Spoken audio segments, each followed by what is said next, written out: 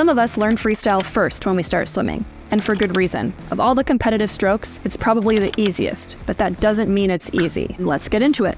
But first, here's a quick recap on how freestyle became this. In the 1840s, it all started with side stroke.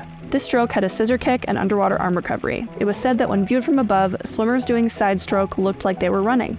Eventually, this side stroke was modified to include overwater recovery with one arm. For the next 40-some years, most races were done side stroke. But one race in 1844 cemented freestyle in the back of swimmers' minds everywhere. That year, 2 Native Americans traveled to London to compete in a swim race. Flying gull and tobacco strokes were described as very un-European. One spectator said that the swimmers thrashed the water violently with their arms, like sails on a windmill, and beat downward with their feet, blowing with force and forming grotesque antics.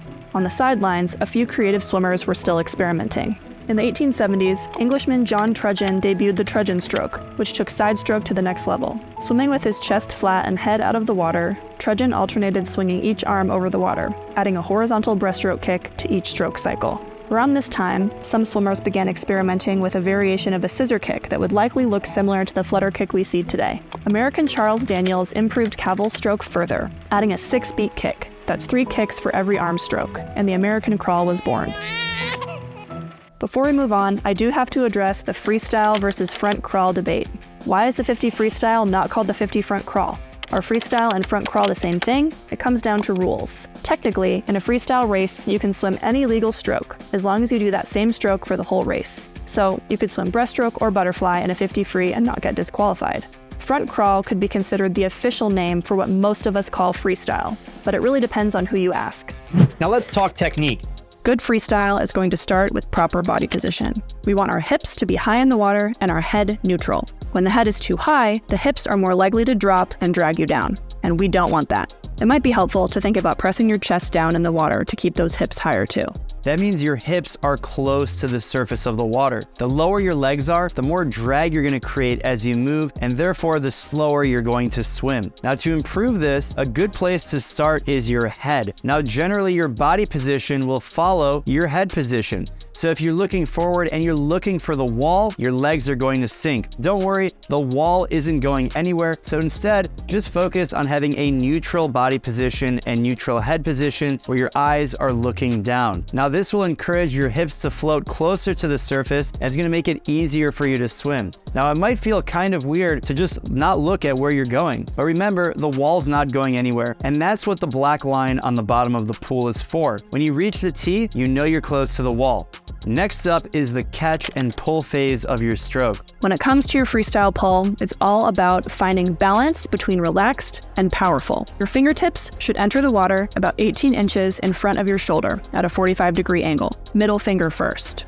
Imagine there's a line that runs from the top of your head down through your toes. Try not to cross this with your arms or your hands at any point. This imaginary line could be a laser. If your fingers cross it, boom, chopped off, no more fingers. So in order to swim faster and keep your fingers, don't cross that center line. Now after your hand enters the water, stretch out as far as you can, use rotational momentum to really reach and grab a few more centimeters and inches to increase the distance of your stroke. Like backstroke, freestyle requires some rotation. Instead of leading your rotation by twisting your shoulders, focus on engaging your core and initiating your rotation from the hips, and your shoulders will follow. Your body's rotation can actually help you stay afloat and increase your distance per stroke. Once you're there, it's time to start pulling. Once your shoulder is fully extended, your chest will open up to the side. Keep looking down. After your arm is fully extended, bend at the elbow and point your fingertips down toward the bottom of the pool, and start to pull straight back. This is our early vertical forearm pull. It's much easier on your shoulders than pulling with a straight arm. Keep that elbow high all the way through. This essentially turns your hand, wrist, and forearm into a giant paddle so that you can pull more water. Pulling with a straight arm isn't the right way to do it, and it's also going to be tough on your shoulders. Try to keep your elbows above your hand for most of the pull. Eventually, you'll extend your arms straight when your hand reaches your hips to start the recovery phase. Keep that high elbow as you return to your starting point. One last thing on the pull. Don't squeeze your fingers together. Instead, keep them semi-relaxed with a few millimeters of space between them. This can actually increase the power of your pull. It may seem weird, but that space can actually help you swim faster. To practice your catch and pull, try the fist drill. Swim freestyle with your hands in fists, which will make you work for that early vertical forearm. Try a few 25s and 50s, and you'll definitely feel the difference. With a few quick fixes, you can increase the power and efficiency of your pull by a significant amount. Are you taking notes? I hope so. Now let's talk about breathing. For so many swimmers, breathing can be a real struggle. You can't figure out when to breathe, how to breathe, inhale, exhale. You sink every time you lift up your head. Now, if that sounds like you, listen up. In freestyle, you need to keep a neutral head position when you breathe. I see so many swimmers lifting their heads forward or twisting aggressively to either side, and that's just slowing them down. Remember, your hips will follow your head position, so when your head goes up, your hips will sink, and we don't want to have those heavy hips. Avoid turning super far when you take your breath. If you find yourself looking at the ceiling or the sky right above you when you breathe, you've rotated way too far. As you take a stroke, you'll notice your body rotating to one side. If you want to breathe, now's the time to turn your head to the opposite side to grab some air. Try to keep one eye in the water and one eye out of the water to maintain good alignment. Don't twist your head any further than that.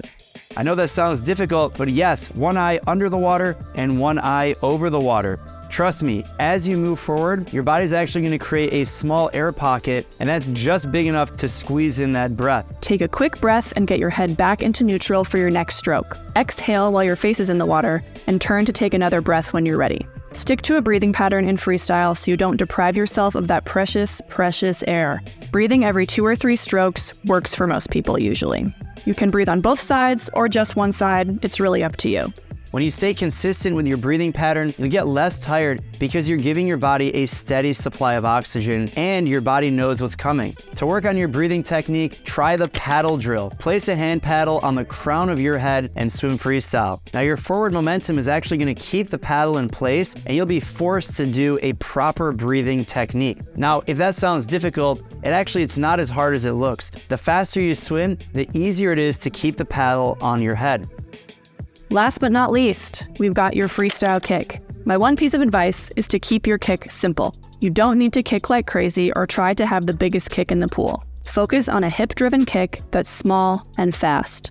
So if you're bending your knees a ton every time you kick, you definitely need to stop that. You want to think about your kick in that you have 2 straight legs. Your legs are almost absolutely straight, your toes are pointed, and you have this really long surface area to pull the water with. When you kick, your knees should only bend a little bit, but not too much. Next up, I want you to think about how wide your kick is. You might be thinking that the more power and the bigger your kick is, the faster you're gonna go. And that's true only to a certain point. Think of your kick as a tool to help you maintain proper body position and drive your rotation.